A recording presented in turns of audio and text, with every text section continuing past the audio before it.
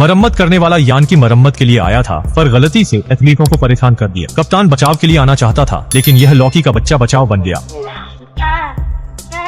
Alarm बजते ही बचाव दल तुरंत पहुंच गया। जहाज के डॉक्टर को भी पहली बार इस परजीवी का सामना करना पड़ा। उसने कीट की पूंछ काटी, पर उसका तेजाब खून कप्तान की गर्दन को जला दिया। एक व्यक्ति और कीट की मौत के बाद डॉक्टर ने कुछ करने की हिम्मत नहीं की।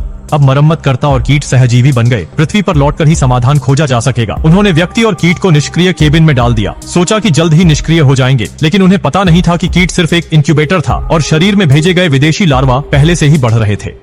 जांच में पता चला कि एलियन अंडे जानबूझकर खोले गए थे। जहाज में जासूस गुस्से थे जो अराजकता फैलाना और नमूने भेजना चाहते थे। सुरक्षा पर्यवेक्षक मूरो ने तुरंत जांच शुरू की। उसने पिछले दिनों की निगरानी की समीक्षा की, लेकिन महत्वपूर्ण हिस्सा हटा दिया गया था। सौभाग्य से इसे बहाल किया जा सकता है, पर समय लगेगा। निगरानी न देख पाने के कारण उसने चालक दल सदस्य लाओपू को ढूंढा, जो बेहद अश्लील था। एक निष्क्रिय लड़की को पसंद करता था। वह हर रात जागता और चुपके से निष्क्रिय केबिन में जाता था। हालांकि मूरो इस व्यवहार से नफरत करता था, लेकिन लाओपू कुछ देख सकता था। लाओपू ने रहस्यमय मुस्कान दी। केबिन की रोशनी चालू रहती है, पर हिलने पर कोई नहीं जानता कि वहाँ कोई नहीं है। वीडियो काटने के लिए मैंने गुआजी में 99,000 में टेस्ला खरीदी। हर कार का आधिकारिक परीक्षण होता है, सिस्टम और बैटरी की गारंटी है। गुआजी ने हाल ही में हजारों सस्ती कारें बेची हैं। खरीद कर कमाई की जा सकती है। पुरानी कार खरीदें, गुआजी की गारंटी है। मेरो को अचानक निष्क्रिय केबिन की लड़की याद आई। लाओपू सच में जानवर था, पर दूसरे के शब्दों ने उसे जगाया और निगरानी डेटा ठीक हो गया था। सैकड़ों चालक दल संदेशों में उसने जल्द ही गद्दार को खोज निकाला। पता चला कि जब अंतरिक्ष यान लौट रहा था, एक चालक दल सदस्य ने शत्रु कंपनी से गुप्त बात की।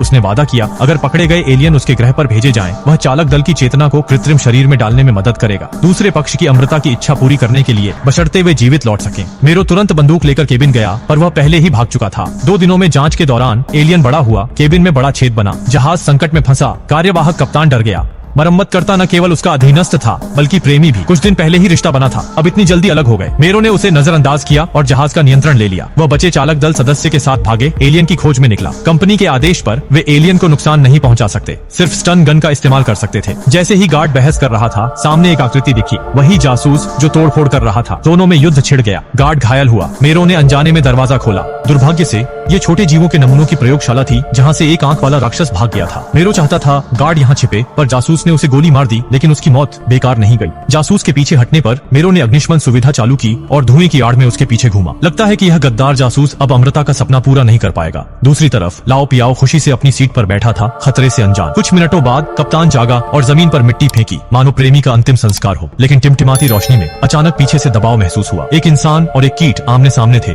कप्तान कांपा, पर एलियन की पूंछ ने उसे मारा। वह तुरंत मुड़कर भाग गया। अजीब बात, 2 पैरों वाली औरत 4 पैरों वाले एलियन से तेज भागी। और भी अजीब, एलियन बुद्धिमान होकर भी जानवर की तरह खेल रहा था। पीछा करने के बाद कप्तान इंजन रूम में छिपा। वहाँ एक बूढ़ा मैकेनिक था जो अजीब तरह से खड़ा था। जैसे ही बूढ़े ने मुड़कर देखा, कप्तान ने एक भयानक दृश्य देखा। प्रयोगशाला से भागा आंख का राक्षस अब बूढ़े की आंखों में था। एलियन की चीखों के बीच आंख का राक्षस कप्तान को धक्का देकर एलियन की ओर भागा। राक्षस के नियंत्रण में मानव शरीर ने एलियन से जबरदस्त लड़ाई की, पर एलियन की पूंछ से मानव शरीर कमजोर पड़ा। लेकिन राक्षस ने हार नहीं मानी। 2 एलियन की लड़ाई के बीच कप्तान को भागने का मौका मिला, पर मोरो ने मदद नहीं की। कंपनी ने कहा था एलियन को वापस लाना जरूरी है, कुछ क्रू मरे तो कोई बात नहीं, अंत में पुरानी गाड़ी खरीदो, तरबूज के बीज गारंटी के साथ।